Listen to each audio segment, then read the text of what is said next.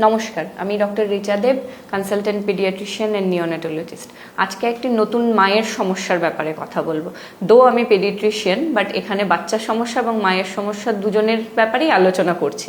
সেটা হচ্ছে যে নতুন বাচ্চা বা নিউবর্ন বেবি এত কাঁদে কেন। অনেক মায়েরাই চেম্বারে আসেন বা প্রশ্ন করেন যে ডাক্তারবাবু, আমার বাচ্চা রোজ রাতে কাঁদে, রোজ দিনের বেলা কাঁদে, খুব কান্না করে, কোনোভাবেই কান্না সামলানো যায় না। তাহলে কি বাচ্চার পেট ভরছে না, নাকি বাচ্চার অন্য কিছু অসুবিধা হচ্ছে?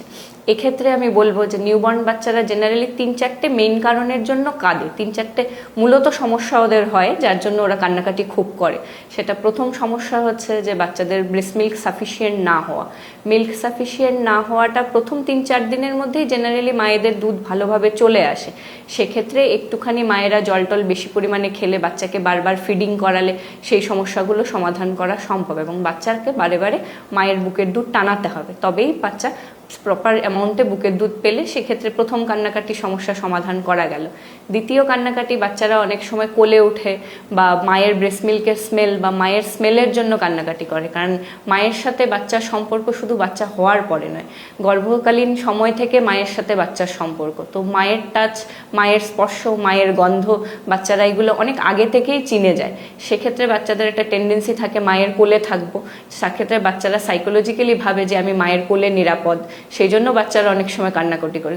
তার ক্ষেত্রে বাচ্চারা নিরাপত্তা চাইছে মায়ের থেকে, সেটা একটা বিষয় কান্নাকাটির জন্য। আরেকটা মেইন টপিক, অনেক সময় বাচ্চাদের কানে ব্যথা হয়, কানে ব্যথার জন্য বাচ্চারা কান্নাকাটি করে। সেটা কিভাবে বুঝবেন যে কান্নাকাটি কানে ব্যথার জন্য করছে কিনা? একটু বাইরে যদি হাওয়াতে নিয়ে যাওয়ার পর বাচ্চার কান্নাকাটি থেমে যায়, তাহলে হতে পারে সেটা কান ব্যথার জন্য।